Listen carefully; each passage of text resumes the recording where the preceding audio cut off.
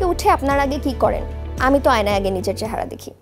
যদি হঠাৎ করে একদিন ঘুম থেকে উঠে দেখতে পান গলাটা ফুলে গিয়েছে, নিশ্চয়ই দুশ্চিন্তা হবে। হ্যাঁ দর্শক, এই দুশ্চিন্তা নিয়ে আজকে আমরা আলোচনা করব। আপনাদের সবাইকে আমি ডাক্তার মারজান আমন্ত্রণ জানাচ্ছি জিটিভি আয়োজিত Malleus ENT specialised hospital limited's present let's talk with doctor Basudeb health শোর দ্বিতীয় পর্বে।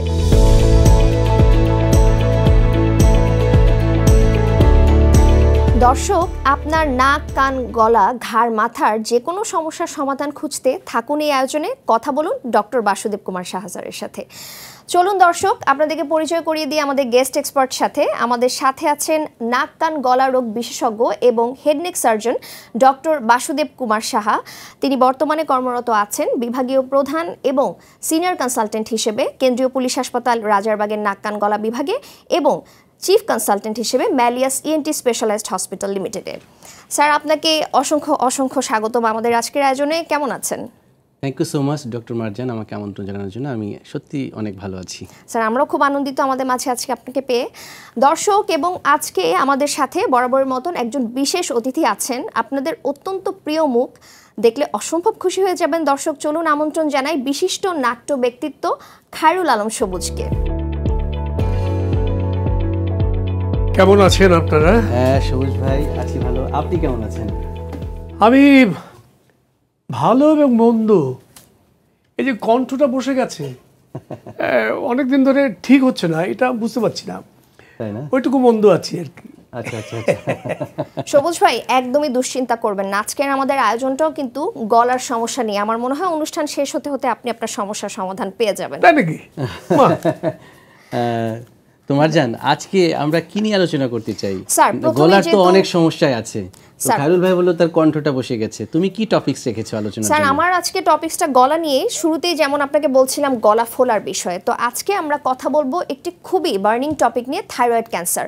থাইরয়েড ক্যান্সার কি এটা জানার আগে সবার আগে আপনার কাছে আমি জানতে চাইবো থাইরয়েড আসলে কি, এটা আমাদের শরীরে আসলে থাইরয়েডের কাজ কি? আচ্ছা আচ্ছা, খুবই চমৎকার একটি প্রশ্ন। ভিউয়ার্স, আমি এই প্রশ্নের উত্তরটি দেওয়ার আগে একটু বাস্তবে এই থাইরয়েড গ্ল্যান্ডের একটি চিত্র দেখায়, কি বলেন সবুজ ভাই? কারণ জিনিসটা না দেখলে তো জনগণ বুঝবে না। ভিউয়ার্স থাকুন আমার সাথে, আমি একটু দেখাতে চাই যে মানব দেহে থাইরয়েড গ্ল্যান্ডের অবস্থানটা কোথায়। সবুজ ভাই আপনি দেখুন, এই যে মানব দেহের ঠিক গলার সামনে প্রজাপতির মতন দেখতে, আমরা বলছি বাটারফ্লাই লাইক একটি স্ট্রাকচার আছে, এটাই কিন্তু মূলত একটি থাইরয়েড গ্ল্যান্ড।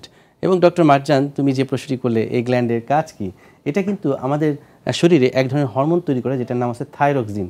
এবং এই হরমোনটা আমাদের শরীরের নানাবিধ কাজে ব্যবহৃত হয়। আমাদের শরীরে যে টেম্পারেচার রেগুলেট করছে, আমাদের শরীরে হার্ট বিটটাকে নিয়ন্ত্রণ করছে, আমাদের শরীরে যে তাপমাত্রার কথা বলছি সেটা নিয়ন্ত্রণ করছে, আমাদের যে হজম ক্ষমতা, শারীরবৃত্তীয় যে কাজ, মেটাবলিজম, সেই জিনিসগুলোকে মেনটেন করছে। আর এই মেটাবলিজম না থাকলে তো আমাদের পুরো সিস্টেমটাই কলাপস করে যাবে। যে কারণে এই হরমোনটা আমাদের শরীরের জন্য বিভিন্নভাবে উপকারে আসছে। এবং এই গ্ল্যান্ডেই কিন্তু নানাবিধ রোগ বাসা বাঁধতে পারে। তার মধ্যে একটি কমন রোগ হচ্ছে থাইরয়েড গ্ল্যান্ডের ক্যান্সার। এবং যে বিষয়টি নিয়ে তুমি একটু আগে আলোচনা করছিলে, তো আমি একটু দেখাতে চাচ্ছি যে এই থাইরয়েড গ্ল্যান্ডের দুটি লোব থাকে। আমরা যদি ডান পাশ দেখি, এটা হচ্ছে রাইট লোব, এটা হচ্ছে লেফট লোব, এবং মাঝখানের জায়গাটির নাম হচ্ছে ইস্থমাস। তো এই জায়গাতেই বিভিন্ন ধরনের রোগ ব্যাধি বাসা বাঁধতে পারে। তার মধ্যে একটি বিষয় হচ্ছে থাইরয়েড গ্ল্যান্ডের টিউমার। এই যে আমরা একটা টিউমারের একটা আলামত দেখাচ্ছি, এইখানে ধরো যে একটি বাসা বাঁধতে পারে, এখানে বাঁধতে পারে, এখানে বাঁধতে পারে, এখানে বাঁধতে, ইভেন এই লোবের যে দুটি লোবের চারপাশে অর্থাৎ সব জায়গায় কিন্তু ছড়িয়ে ছিটিয়ে বিভিন্ন ধরনের গোটা তৈরি হতে পারে। এই যে কথাটি বললে যে হঠাৎ ঘুম থেকে উঠে তার চোখে পড়লো একটি ফোলা, সেই ফোলাটা কিন্তু বিভিন্ন কারণে হতে পারে। হ্যাঁ, আমি যদি একটু কারণগুলো একটু ব্যাখ্যা করি, যে থাইরোগ্লোসাল সিস্ট নামক একটি সমস্যা থাকতে পারে। একটা সিস্ট হলেও গলার সামনে ফোলা থাকতে পারে, ফোলা লক্ষ্য করতে পারে। এরপর ব্রাঙ্কিয়াল সিস্ট হতে পারে, থাইরয়েড গ্ল্যান্ডে বা গলার সামনে কোনো লাইপোমা হতে পারে বা লিম্ফোমা হতে পারে। তো এই টিউমারটা এটা কিন্তু ফ্রিকোয়েন্টলি বেড়ে যাচ্ছে, যে কারণে এই রোগ নিয়ে কিন্তু সবাই শঙ্কিত। আচ্ছা ডক্টর সাহেব, এটা যা বললেন তাতে তো ভয় লেগে যাওয়াটাই উচিত, আমারও লাগছে। আচ্ছা, এটার কারণটা কি বলুন তো? আচ্ছা, কারণ সবুজ ভাই আসলে আমরা যদি এক কথায় বলতে যাই তাহলে এটাকে বলছি যে আননোন এটিওলজি। অনেক ক্ষেত্রেই আমরা এটার কারণ বুঝতে পারি না বা জানি না। তবে রিসার্চ করে দেখা গিয়েছে যে কিছু রিস্ক ফ্যাক্টর রয়েছে, যেই ফ্যাক্টরগুলো সান্নিধ্যে যদি কেউ থাকে তার এই থাইরয়েড ক্যান্সার হতে পারে। যেমন ধরুন রেডিয়েশন এক্সপোজার। ডক্টর মারজান, কেউ কোনো রেডিওলজি ডিপার্টমেন্টে কাজ করছে, ওখানে এক্স-রে থেকে যে রেডিয়েশনটা আসছে সেটা কিন্তু একসময় আমাদের জিনগুলোকে মিউটেট করে আলটিমেটলি ক্যান্সার করে ফেলতে পারে। এই রেডিয়েশন এক্সপোজার এটা হচ্ছে 1 নাম্বার একটি রিস্ক ফ্যাক্টর। এরপর দেখা যাচ্ছে ফ্যামিলি হিস্ট্রি, যে এটা জেনেটিকলি প্রিডিটারমাইন্ড, যে কারো ফ্যামিলিতে মা বাবা বা অন্য কোনো উত্তরসূরির আছে, সেটা ক্যারি করে তার মধ্যে চলে আসতে পারে, আরেকজনের মধ্যে চলে আসতে পারে। এটাকে আমরা বলছি ফ্যামিলিয়াল প্রিডিসপোজিশন। এরপর আয়োডিন ডেফিসিয়েন্সি। আপনি জানেন যে আয়োডিন খুব গুরুত্বপূর্ণ আমাদের শরীরের জন্য। কেউ যদি দীর্ঘস্থায়ীভাবে আয়োডিনের ডেফিসিয়েন্সিতে ভুগে, সেক্ষেত্রে কিন্তু থাইরয়েড গ্ল্যান্ডে এর ধরনের টিউমার হতে পারে। যে জন্য কিন্তু দেখুন আয়োডিন যুক্ত লবণ খেতে বলা হয়। তো আয়োডিনের ডেফিসিয়েন্সির কারণেও কিন্তু ডক্টর মারজান এই ধরনের থাইরয়েড টিউমার হতে পারে। অসংখ্য ধন্যবাদ স্যার। এবার একটু আপনার কাছে জানতে চাই, এই থাইরয়েড ক্যান্সারে আসলে কারা বেশি আক্রান্ত হয়? আসলে আক্রান্ত ছেলে মেয়ে যদি আমরা জেন্ডার হিসাব করি, উভয়ই আক্রান্ত হতে পারে। এবং বয়স যদি আমরা বলি, সাধারণত 30 থেকে 55 বছর বয়স রেঞ্জের মধ্যে এই রোগে আক্রান্ত হওয়ার সংখ্যা বেশি, তবে এর কম বয়সেও কিন্তু হতে পারে। আর যদি আমরা জেন্ডারটাকে অ্যানালাইসিস করি, তাহলে দেখা গেছে যে ছেলে থেকে মেয়েদের মধ্যে এই থাইরয়েড ক্যান্সার হওয়ার সম্ভাবনাটা প্রায় 3 গুণ। শুরুতে কিন্তু আমি গলা ফোলার একটা ব্যাপার বলেছিলাম, এছাড়া আর কি কি উপসর্গ থাকতে পারে থাইরয়েড ক্যান্সারের ক্ষেত্রে? বেসিক্যালি আসলে এটার অনসেটটা হচ্ছে মানুষের চোখে প্রথমে পড়ে, তার সামনে একটু ফোলা ফোলা লক্ষ্য করে। এটা অনেকে নিজে খেয়াল করে, আবার অনেকে নিকটাত্মীয় মা খেয়াল করে সন্তানের ক্ষেত্রে, বা স্বামীরটা স্ত্রী খেয়াল করে, স্ত্রীটা স্বামী খেয়াল করে থাকে। ঠিক আছে, নিকটাত্মীয় নজরে পড়ে যে কিরে তোর গলার সামনে এরকম ফোলা ফোলা লাগছে, আর তখনই কিন্তু সে আয়নার সামনে যায় যে তাই তো। এবং মনে রাখবে যে ঢোক গেলার সাথে সাথে যদি সেটা নিচ থেকে উপরের দিকে যায় কোনো একটি ফোলা, তখন আমরা সন্দেহ করি সেটি একটি থাইরয়েড গ্ল্যান্ডের টিউমার হলেও হতে পারে। তো এটি একটি ফোলা একটা সুনির্দিষ্ট মানে একটা কমপ্লেন। এরপর হচ্ছে যে যদি এটা আস্তে আস্তে বাড়তে থাকে, তখন হয় কি যে যেহেতু থাইরয়েড গ্ল্যান্ড আমি একটু আগে ছবিতে দেখালাম সেটি শ্বাসনালীর ঠিক সামনে অবস্থিত, তখন কিন্তু একটু ইরিটেশন ফিল হয়, তখন তার ভয়েসের একটি পরিবর্তন আসতে পারে।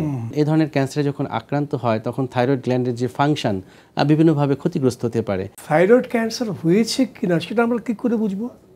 খুবই চমৎকার একটি প্রশ্ন করেছেন, এবং এই প্রশ্নের কিন্তু উত্তর আমাদেরকে খুঁজতে হবে। অসংখ্য ধন্যবাদ সবুজ ভাই, একটি চমৎকার প্রশ্ন করেছেন। দর্শক, এই প্রশ্নের সমাধান খোঁজার জন্য কিন্তু আমাদের সাথে থাকতে হবে। যাচ্ছি ছোট্ট একটি বিরতিতে, বিরতির পর আমাদের সাথে যুক্ত হবে। দর্শক, বিরতির পর ফিরে আসলাম, এবং একটি প্রশ্ন কিন্তু আমাদের সবুজ ভাইয়ের পক্ষ থেকে ছিল যে এই থাইরয়েড ক্যান্সার আসলে আমরা হলে বুঝবো কিভাবে। চলে যাচ্ছি আমাদের গেস্ট এক্সপার্টের কাছে, বাসুদেব স্যার। আসলে যে কোনো একটি রোগ বোঝার জন্য ডক্টরের কাছে প্রথমে যেতে হবে, এটা হচ্ছে 1 নাম্বার শর্ত। আর এই জন্য অবশ্যই একজন নাক কান গলা রোগ বিশেষজ্ঞ চিকিৎসকের কাছে যেতে হবে সবুজ ভাই। তো আমরা যখন এ ধরনের রোগীদেরকে আমাদের চেম্বারে পাই, প্রথমে তার হিস্ট্রি খোঁজার চেষ্টা করি যে আপনি কতদিন ধরে ফোলাটা খেয়াল করছেন। রোগীদের তো সিমটম থাকে বেসিক্যালি ফোলা, তখন আমরা একটা ক্লিনিক্যাল এক্সামিনেশন করি। আলটিমেটলি যে আপনি একটু ঢোক গেলার সাথে সাথে যদি ফোলাটা নিচ থেকে উপরের দিকে উঠে, আমরা ধরে নিই এটা একটা থাইরয়েড গ্ল্যান্ডের টিউমার। তখন প্রশ্ন আমাদের মাথায় 2টা ঘুরপাক খায় যে এটা কোন টাইপের টিউমার, এটা কি নর্মাল টিউমার না ক্যান্সার টিউমার। ক্যান্সার বলতে আমরা ম্যালিগনেন্ট কন্ডিশন বোঝাচ্ছি। তো সেটাকে কনফার্ম করার জন্য আমরা একটা পরীক্ষা করি, যেটার নাম হচ্ছে FNAC বা ফাইন নিডল অ্যাসপিরেশন সাইটোলজি, যেটা সাধারণ জনগণ বলে থাকে রস পরীক্ষা। তার আগে কিন্তু আমরা আরও একটি পরীক্ষা করি, আলট্রাসোনোগ্রাম। আলট্রাসোনোগ্রাম করে আমরা দেখি যে সেই যে গোটাটা বা ফোলাটা বা টিউমারটি, থাইরয়েড গ্ল্যান্ডের যে 2টি লোব আছে, রাইট লেফট অথবা যে মাঝখানে যে ইস্টমাস, কোন জায়গাটা আছে লোকেশনটা আমরা বোঝার চেষ্টা করে থাকি, এবং তারপর আমরা সেখান থেকে রস নিয়ে পরীক্ষাটা করি। এরপর আমরা চিন্তা করি যে এর বাইরে অন্য কোনো ফিচার্স আছে কিনা, তখন একটা সিটি স্ক্যানও আমরা কখনো কখনো করতে পারি। যদি আমরা দেখি যে আসলে এটা রস পরীক্ষার রিপোর্টে বলে দিবে যে এটা একটা ক্যান্সার, তখন কিন্তু আমাদের সিদ্ধান্ত নিতে হয় যে আমরা কিভাবে ট্রিটমেন্ট করব। এবার আপনার কাছে একটু শুনতে চাইবো, থাইরয়েড ক্যান্সার আসলে কি কি ধরনের হয়ে থাকে? খুবই চমৎকার একটি প্রশ্ন। এটা আসলে সাধারণ জনগণ জানে না যে সব ক্যান্সার কিন্তু একরকম নয়। তো থাইরয়েড গ্ল্যান্ডে মোটা দাগে আমি যদি বলি 4 ধরনের ক্যান্সার হয়ে থাকে। তার মধ্যে মোস্ট কমন হচ্ছে নিয়ার টু 80% প্রায় মানবদেহে যত থাইরয়েড ক্যান্সার রয়েছে 4 ধরনের মধ্যে, সেটা হচ্ছে প্যাপিলারি কার্সিনোমা অফ থাইরয়েড। এরপর 15% হচ্ছে ফলিকুলার কার্সিনোমা, এরপর 2% হচ্ছে মেডুলারি কার্সিনোমা, এবং অ্যানাপ্লাস্টিক কার্সিনোমা। আমি যে 4 ধরনের ক্যান্সার বললাম, এর মধ্যে সবচেয়ে ভালো ক্যান্সার যদি বলি সেটা হচ্ছে ভালো ক্যান্সার। মানে ভালো ক্যান্সার বলতে আমি বুঝাচ্ছি যে এই ক্যান্সারে এর কথা শুনে তো সবাই ভয় পেয়ে যায়, ক্যান্সার যার হয় ক্যান্সার তার নাই কোনো আনসার, অর্থাৎ একটি প্রাণনাশের ভয় থাকে যে আমি মনে হয় শেষ, কিছুদিন বাঁচবো, রেডিও নিব, কেমো নিব, একটা পর্যায়ে চলে যাব দুনিয়া ছেড়ে।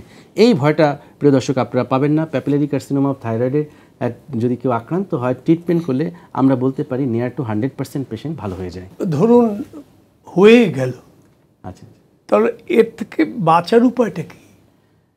খুবই ভালো। সেই বাঁচার উপায়টা খায়রুল ভাই আমি আপনাকে জানাবো, তবে একটু বাস্তব চিত্রের মাধ্যমে। আপনি যদি খুশি হবেন যে আমি যে সমস্ত রোগীদের চিকিৎসা প্রদান করি এবং অপারেশন করি তাদের একটি ফলো আপ আমি মেনটেন করি।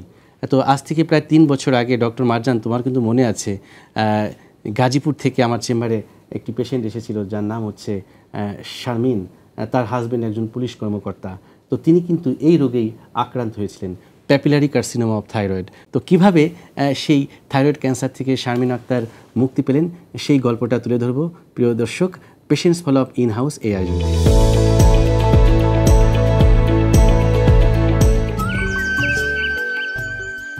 পেশেন্টস ফলো আপ ইন হাউসে আমাদের এবারের গন্তব্য গাজীপুর জেলার বাউপাড়া গ্রাম। SI শাহাদাত তিনি একদিন তার স্ত্রী শারমিন আক্তারকে নিয়ে আমার চেম্বারে আসেন। আমি তার স্ত্রীকে দেখি এবং তার রোগটি নির্ণয় করার জন্য কিছু পরীক্ষা নিরীক্ষা সম্পন্ন করি। পরীক্ষা নিরীক্ষার শেষে আমি খেয়াল করি তার স্ত্রী থাইরয়েড ক্যান্সারে আক্রান্ত, আর তাই তো আমি তার থাইরয়েড সার্জারি সফলভাবে সম্পন্ন করি 2022 সালে। আমি যখন ওটিতে ঢুকি আমার স্বামীকে আমি সালাম করে তারপরে ঢুকি, যদি হায়াত থাকে আমি ফিরে আসবো, আর যদি না থাকে আমি মরে যাবো। অপারেশন শেষে আমি তার স্ত্রীকে কয়েকটি ফলো আপ সম্পন্ন করি এবং সর্বশেষ ফলো আপ সম্পন্ন করার জন্য মূলত আজ এসেছি তার বাড়িতে পেশেন্ট ফলো আপ ইন হাউসে।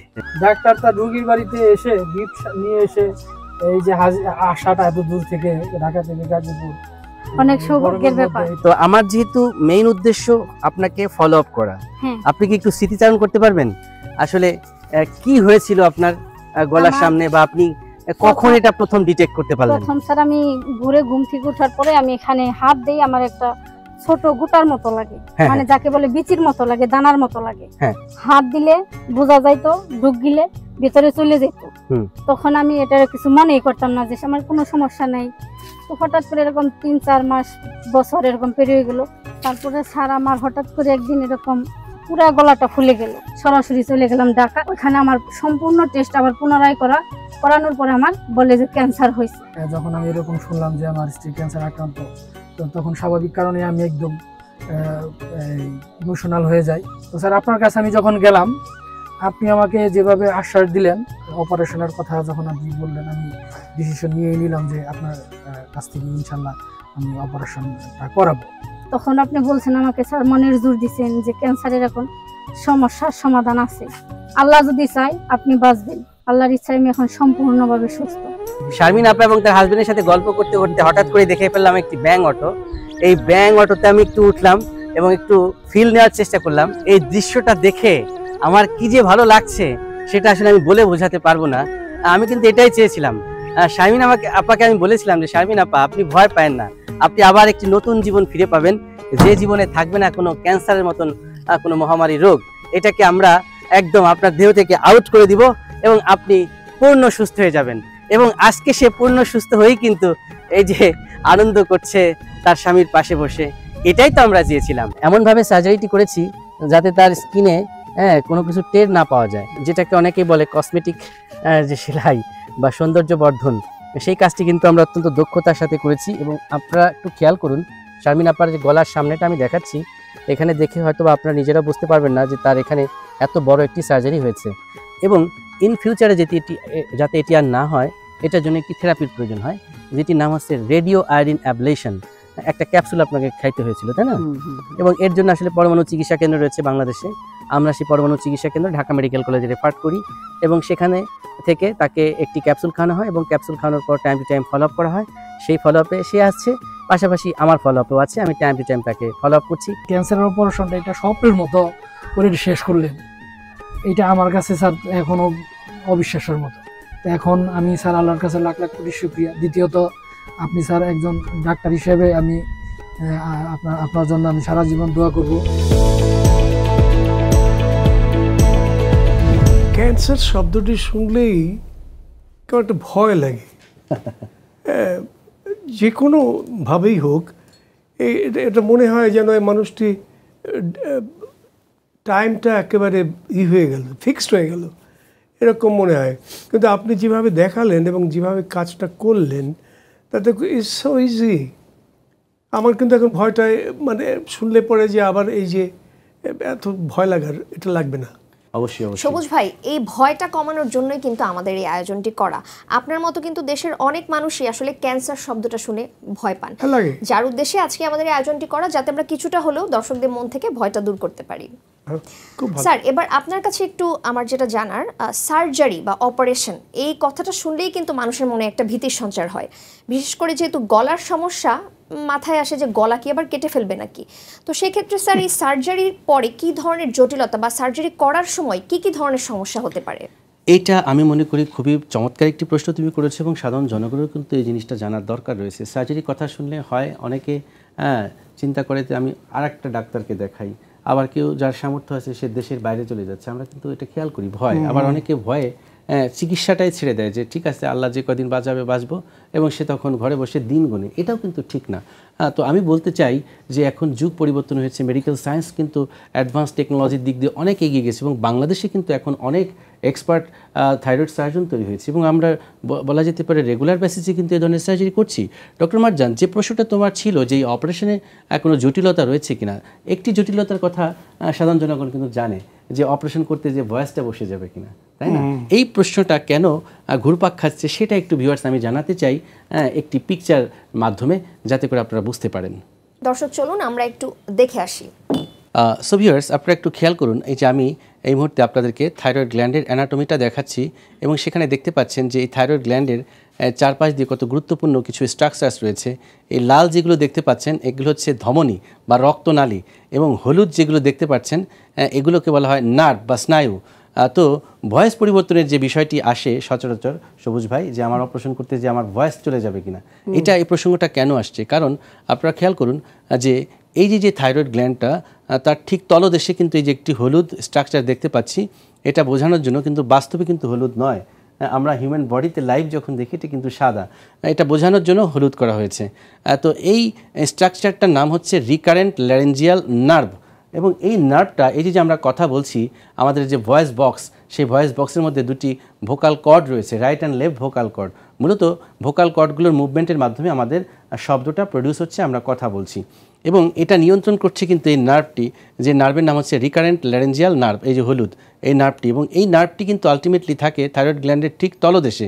এখন খেয়াল করুন, আমরা যখন এই অপারেশনটি করতে যাই, বিশেষ করে ক্যান্সার টিউমারের মতন একটি সার্জারি, ক্যান্সার টিউমারের ধর্ম হচ্ছে সে তার সারাউন্ডিং স্ট্রাকচারসগুলোকে একদম অক্টোপাসের মতন ধরে থাকে। তো এই যদি হয় নার্ভ, এই হচ্ছে যদি হয় টিউমার, তাহলে আপনি বলুন আমি যদি নার্ভটা থেকে টিউমারটাকে সরাতে যাই, তাহলে কিন্তু আমার এই নার্ভটা কিছুটা হলেও ইনজুরি হওয়ার একটি চান্স থাকে। নতুবা অনেক ক্ষেত্রে দেখা যায় যে এই নার্ভ আমরা খুঁজেই পাচ্ছি না যে কোথায় আছে, অ্যানাটোমিক্যালি সেটা ডিসপ্লেসড হয়ে গিয়েছে, কারণ এই নার্ভটি এত সূক্ষ্ম, বলতে পারি যে একটা চুল যতটুকু, ঠিক সেই রকম চুলের যে থিকনেস ওই রকম। তো সেটাকে আসলে আইডেন্টিফাই করা এবং জায়গা মতন রেখে যদি আমরা দিয়ে আসতে না পারি, সেক্ষেত্রে কিন্তু ভয়েস পরিবর্তন হয়ে যেতে পারে। অথবা আমরা সব কিছু ঠিকঠাক করলাম, এই যে এতক্ষণ ধরে টিউমারটাকে সরাচ্ছি, নার্ভের গায়ে একটু চোট লাগলো, একটু এখানে ডায়াথার্মিক হিটের কারণে সাময়িক সময়ের জন্য নিউরোপ্ল্যাক্সিয়া ডেভেলপ করতে হলে সেক্ষেত্রে স্বরের পরিবর্তন হতে পারে। তবে আশার সংবাদ, আপনারা ভয় পাবেন না। এখন যে টেকনোলজি আপগ্রেড হয়েছে, বিশেষ করে ম্যালিয়াস ইএনটি স্পেশালাইজড হসপিটালে আমাদের মাইক্রোস্কোপ রয়েছে, এবং কখনো কখনো আমরা নার্ভ মনিটরও ব্যবহার করি, অর্থাৎ যেটি আমি খালি চোখে দেখতে পাচ্ছি না, সেটা যদি আমি ম্যাগনিফাই করে দেখি সহজে কিন্তু খুঁজে পাওয়া যাবে। তো আমরা এই টেকনোলজিগুলো অ্যাপ্লাই করে এখন নার্ভটাকে খুব সুন্দরভাবে আইডেন্টিফাই করতে পারি, এবং যার ফলে সাধারণত ভয়েসের কোনো পরিবর্তন হয় না। আর 100% সতর্কতা নেওয়ার পরও কোনো ক্ষেত্রে যদি সেটা হয়েই থাকে, সেক্ষেত্রে রোগীদেরকে সেটা মানতে হবে, কারণ জীবন বাঁচানোর স্বার্থে এটা করার দরকার রয়েছে। কারণ সবার আগে জীবন, স্বর না থাকলেও একজন মানুষ বেঁচে থাকলো, কিন্তু যদি ক্যান্সারের কারণে তার জীবনটা চলে যায়, এটা আসলে দুঃখজনক। এটি একটি কমপ্লিকেশন। আর একটি কমপ্লিকেশন হচ্ছে যে ডক্টর মারজান, তুমি নিশ্চয়ই জানো যে থাইরয়েড গ্ল্যান্ডের তলদেশে 4টি গুরুত্বপূর্ণ গ্ল্যান্ড থাকে, যেটার নাম হচ্ছে প্যারাথাইরয়েড গ্ল্যান্ড। এই যে খেয়াল করুন, এই যে থাইরয়েড গ্ল্যান্ড, তার ঠিক তলদেশে যে ছোট ছোট একটু হলুদ করে মার্ক করা হয়েছে। প্যারাথাইরয়েড গ্ল্যান্ডটা আমাদের দেহে প্যারাথাইরয়েড হরমোন তৈরি করে, যেটি আবার আমাদের শরীরের যে ক্যালসিয়াম, যেটা আমাদের অস্থির সুগঠনের জন্য দায়ী ছাড়াও অনেক কাজে ব্যবহৃত হচ্ছে, সেই ক্যালসিয়ামটাকে রেগুলেট করছে প্যারাথাইরয়েড হরমোন, আর সেই হরমোনটা প্রডিউস করছে প্যারাথাইরয়েড গ্ল্যান্ড। এখন আমি এই টিউমার বা এই গ্ল্যান্ডটাকে অপারেশন করতে যেয়ে যদি কোনো কারণে এই প্যারাথাইরয়েড গ্ল্যান্ডগুলোকে মিস করে ফেলি, তাহলে কিন্তু আমাদের শরীরে নানাবিধ জটিলতা তৈরি হবে। তো সবুজ ভাই, এই জন্যই বলা হয়েছে যে thyroid surgery is very sophisticated surgery, here needs good expertisation and skill. একদম চমৎকার স্যার, আমাদের চিকিৎসা বিজ্ঞান আসলে এত এগিয়ে গিয়েছে জানতে পেরে খুবই ভালো লাগছে। স্যার, এই থাইরয়েডের সার্জারি করার ক্ষেত্রে কিন্তু আমাদেরকে বলে দেওয়া হয় রক্ত সংগ্রহ করে রাখার জন্য। এর পিছনে আসলে কারণটা কি আমরা জানবো একটু বিরতির পরে। দর্শক, খুব গুরুত্বপূর্ণ একটি প্রশ্নের উত্তর কিন্তু আমরা জানবো, কোথাও যাবেন না, আমাদের সাথে থাকুন, বিরতির পর ফিরে আসছি। দর্শক, বিরতির পর ফিরে এলাম। ডক্টর বাসুদেব কুমার সাহা স্যারের কাছে আমার একটি প্রশ্ন ছিল, আমি সেই প্রশ্নে ফিরে যাচ্ছি। স্যার, আপনার কাছে আমার প্রশ্ন ছিল যে থাইরয়েড সার্জারির ক্ষেত্রে আমাদেরকে ব্লাড কালেক্ট করে রাখতে বলা হয়, এর পিছনে আসলে কারণটা কি? আসলে যে কোনো একটি মেজর সার্জারি যখন আমরা করতে যাই, তখন আমাদের সর্বোচ্চ প্রস্তুতি নিয়ে মাঠে নামতে হয়। তো এরকম মেজর সার্জারিতে ব্লাডের একটি সংগ্রহ রাখতে হয়, স্পেশালি থাইরয়েড সার্জারির ক্ষেত্রে। কেন, সেটা একটু বোঝানোর জন্য আমি আবার একটু ছবিতে ফিরে যাই। নিশ্চয়ই স্যার, চলুন দর্শক আমরা একটু দেখে আসি। আমি একটু দেখানোর চেষ্টা করছি, ভিউয়ার্স আপনারা খেয়াল করুন। এখানে লাল যে কালারের যে একটি চিত্র আপনারা দেখতে পাচ্ছেন, এটা কিন্তু একটি গুরুত্বপূর্ণ রক্তনালী। এটাকে আমরা মেডিকেলের ভাষায় বলছি ক্যারোটিড আর্টারি। এই যে ডক্টর মারজান খেয়াল করো, এই যে একটি রক্তনালী এখানে আসছে, হ্যাঁ, এটা এই পুরো গ্ল্যান্ডটাকে সাপ্লাই দিচ্ছে। এটার নাম হচ্ছে সুপিরিয়র থাইরয়েড আর্টারি। এবং এই আর্টারিটা থাইরয়েড গ্ল্যান্ডের সার্জারি করার সময় এই আর্টারিটাকে বাঁধতে হয়, এবং এটা আপার পোলে থাকে। অর্থাৎ গ্ল্যান্ডটাকে যদি আমরা এভাবে প্রজাপতির মতন দেখাই, খেয়াল করা যাচ্ছে নিশ্চয়ই, তো এই আপার পোলে কিন্তু এই রক্তনালীটার অ্যাটাচমেন্টটা রয়েছে এবং এখান থেকে সাপ্লাই দিচ্ছে।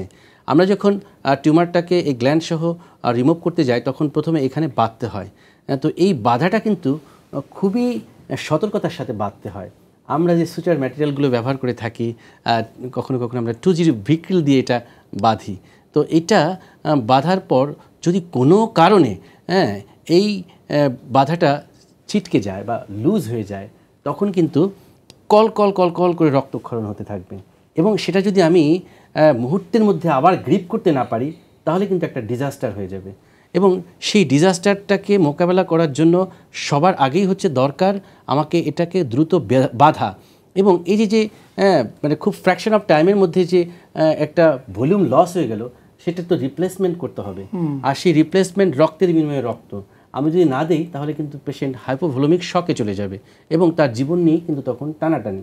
তো এই সম্ভাবনাগুলো যদি আমার জানা থাকে, তাহলে আমি যদি প্রোটেকশন না নিয়ে অপারেশন থিয়েটারে যাই, তাহলে তো আসলে আমার কাজটা ঠিক হবে না।